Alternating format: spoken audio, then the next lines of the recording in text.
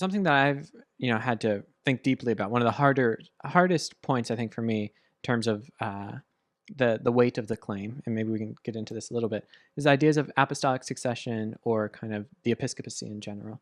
Um, I well, first to level set, you would say apostolic succession proper is an accretion. I would. Okay. Yep, proper. Proper. So Maybe I'll let you make that distinction. Yeah, so we all believe the church succeeds from the apostolic era to the post-apostolic era. And the ministry of the church succeeds from point A to point B. But apostolic succession in its proper definition, and I'm tempted to grab the book so I make sure I get this right. You can. It's like a quote from it, because I have a chapter on apostolic succession in the book. And so, but it involves a number of actually incredibly specific claims. Now the phrase is used differently by different people. So in the broad idea, apostolic succession just means a continuous chain of bishops leading back to the apostles. But usually, you said proper, so in its technical meaning, it usually involves what amounts to a very restrictivist kind of claim, or let's say restrictive or exclusivist kind of claim about the nature of sacraments, the nature of valid ministry, the nature of ordination. So, you've got the office of bishop is a distinct office from presbyter by apostolic appointment, not by a church custom or development or decision. But that has divine backing to it, that distinction. So you got 3 offices in the church. That's what the church that God set up. And then you go bishop to bishop through the laying on of hands. And apart from that lineal succession, there is ordinarily no valid ministry and thus no valid sacraments. Lots of wrinkles we could get into in terms of possible exceptions and so forth. But to me, that is a fairly restrictive and mechanical view of valid sacraments. Right. And I do see that as an accretion. I see, I in the book, I try to just chart it out. Here's what Ignatius means by the word bishop. Here's the first century data. Here's the second century data. Here's what Ignatius says. Here's what Irenaeus says. Later in the second century, here's the testimony of Jerome. Here's the apostolic constitutions. And you're trying to piece it all together and look. And it certainly looks like this thing that's kind of, the pieces are gradually coalescing and coming together.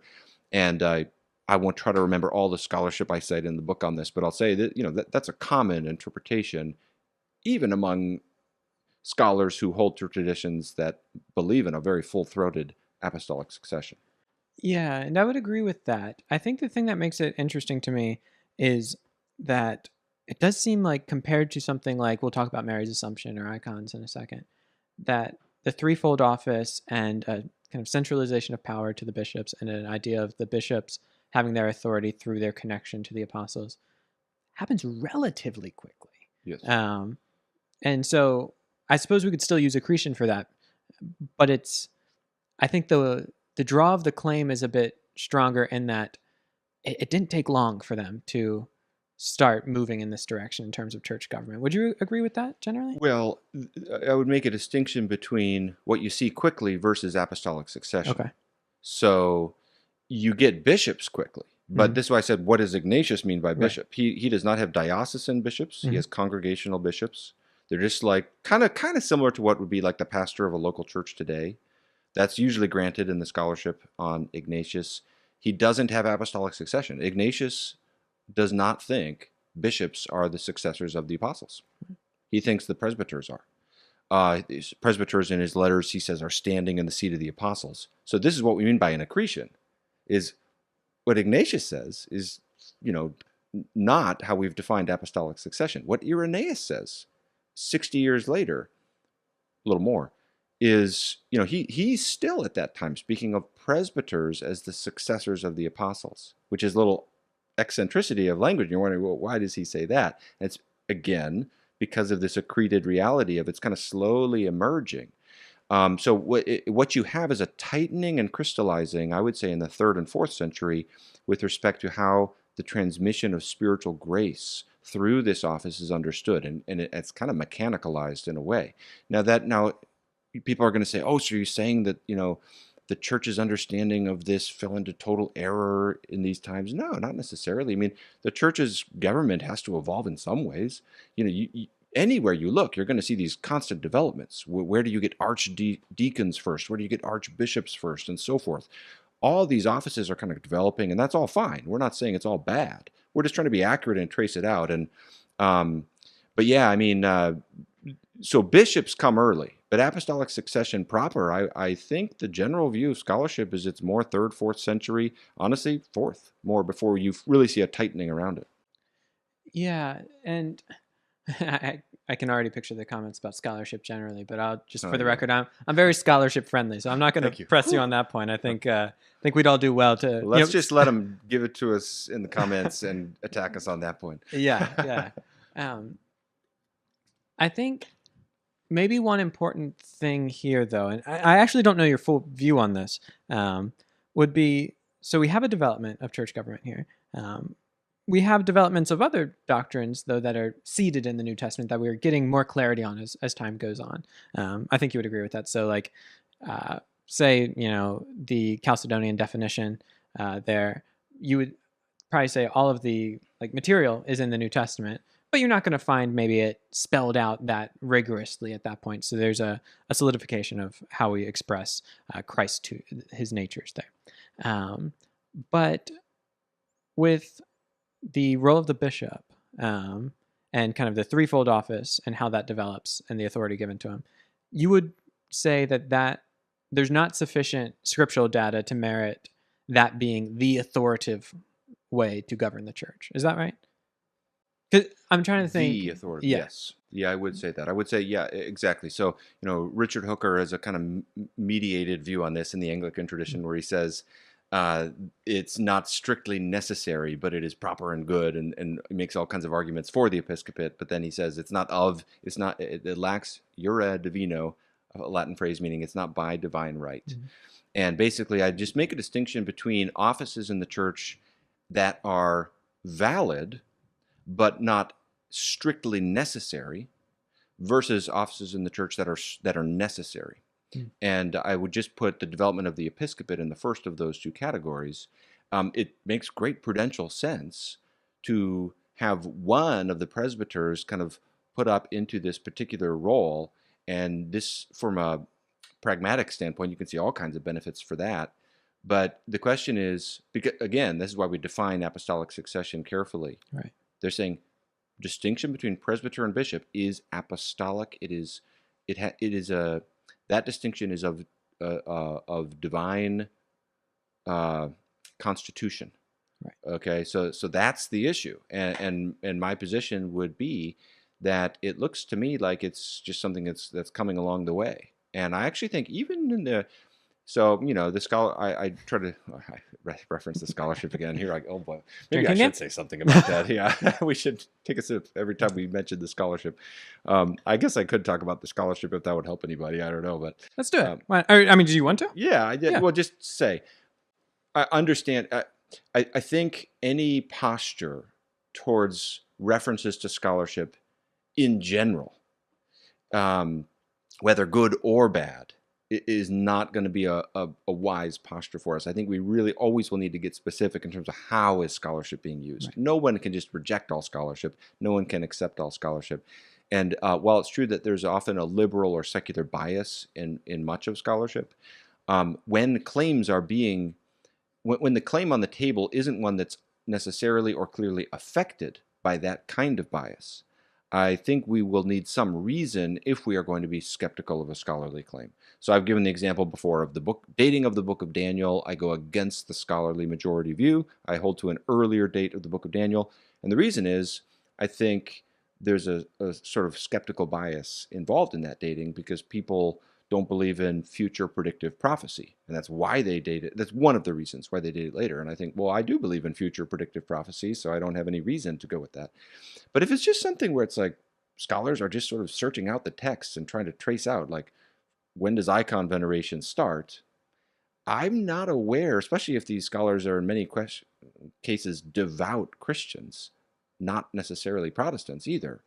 I just wouldn't know why we would be skeptical of those claims. I mean, someone would need a reason to say, why is it wrong to let the scholarship help us on this? These scholars are just basically helping us, number one, figure out what are doing text critical work. What are the texts that actually are from the times and not later interpolations into the texts? That's a work of scholarship that's really important.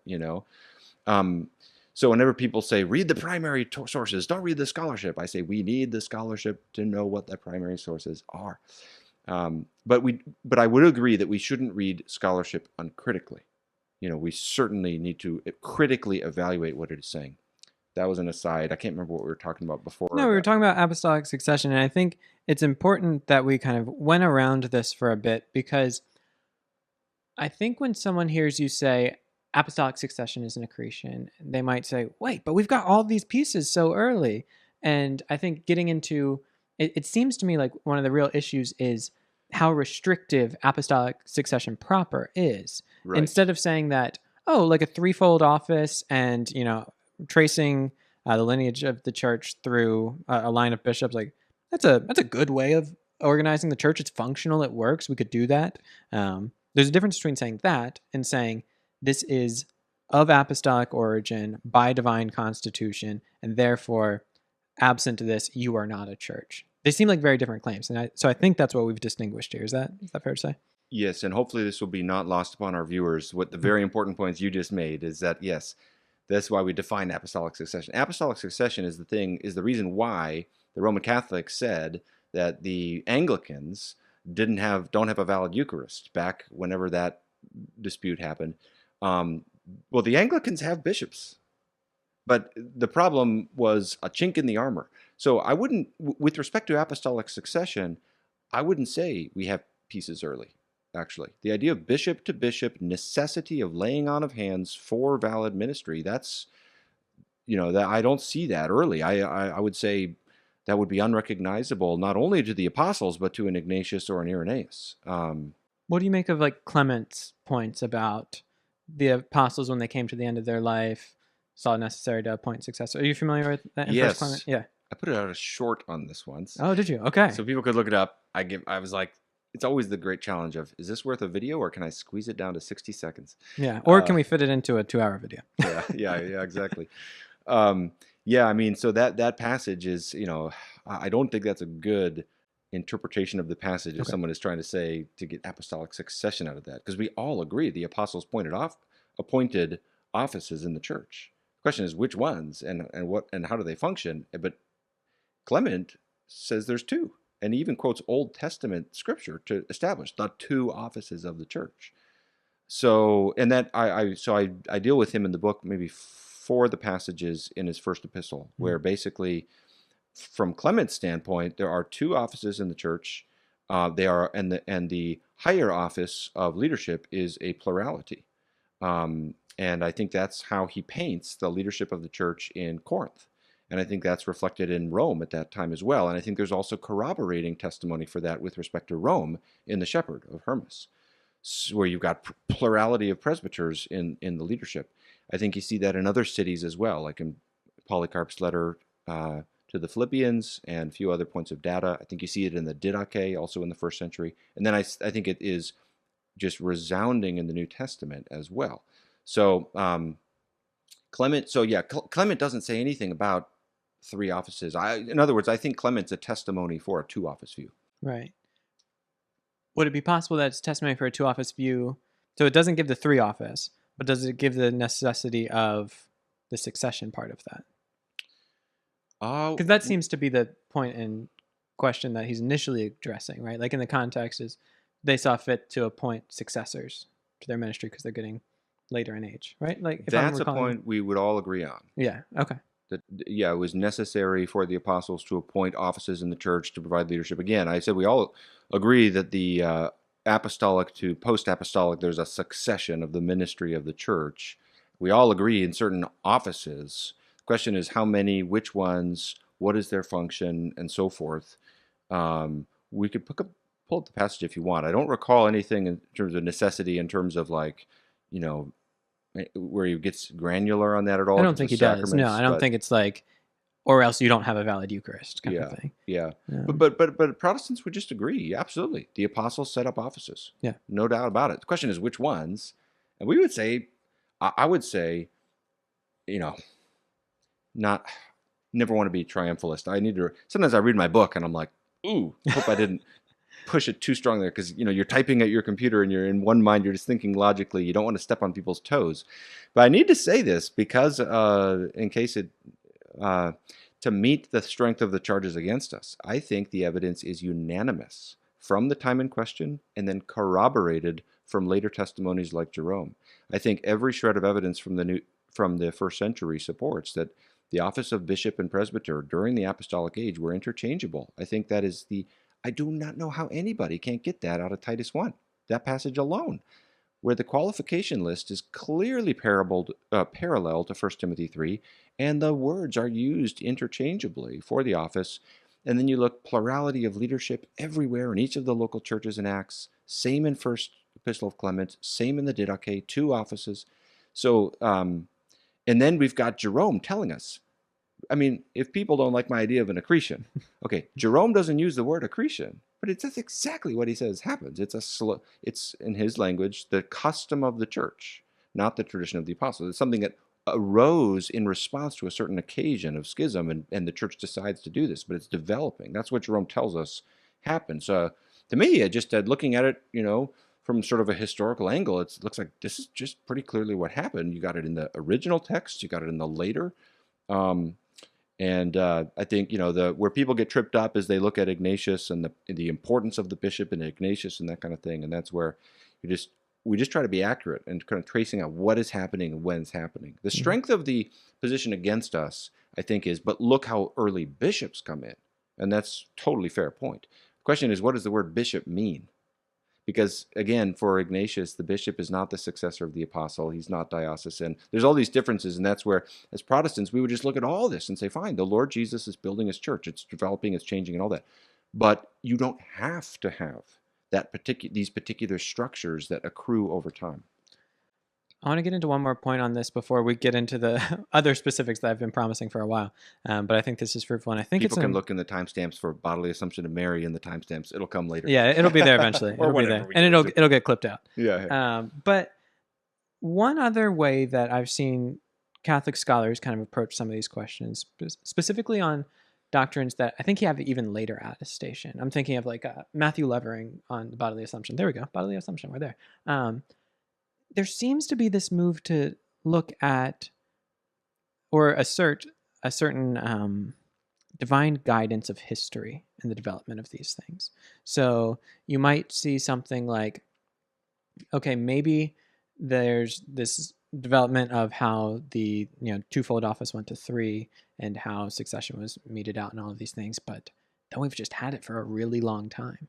And I think there's people that are looking at this and saying, whether at a popular level or kind of more scholarly level, and asking, well, ought we to trust that God is guiding his church in this?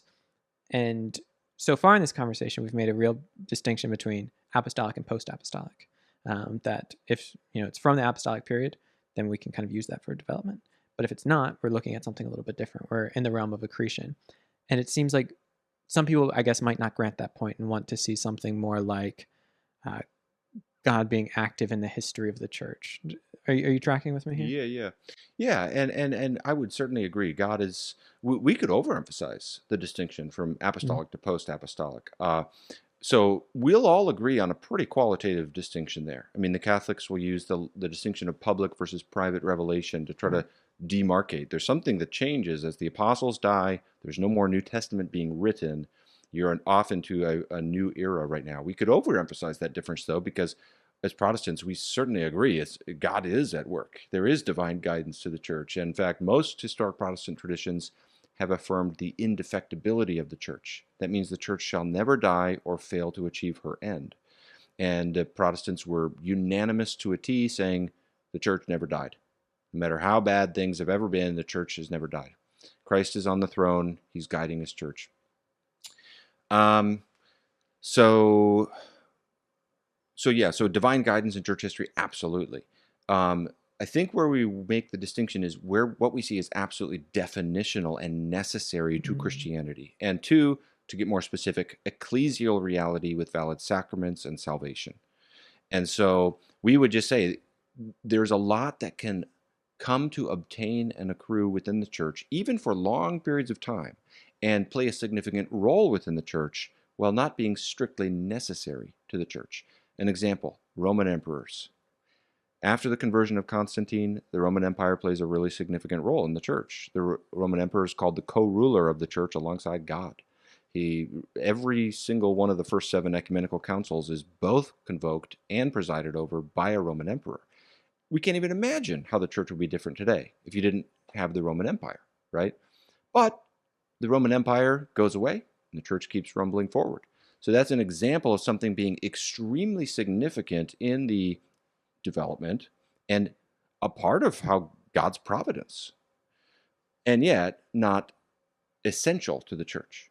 So we would say today where a church springs up, let's say in a third world country, they hear the gospel and they are through the internet.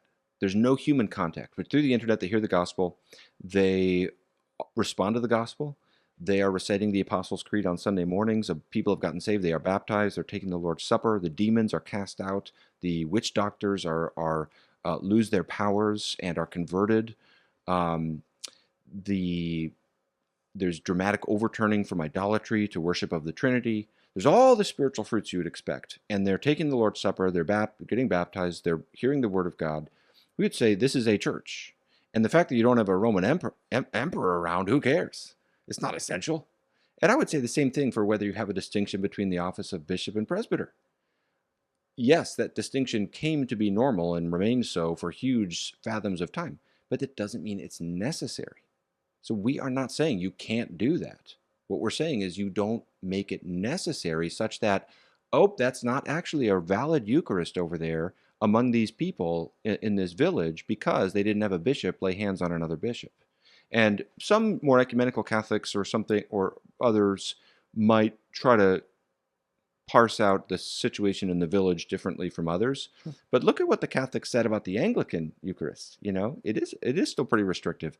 So that's the concern. I think it gets misframed at the popular level sometimes. People are acting like we're against the idea that a bishop emerged. It's like, that's fine. What we're trying to do is push against the restrictiveness that comes to be seen as essential to the church, essential of divine constitution.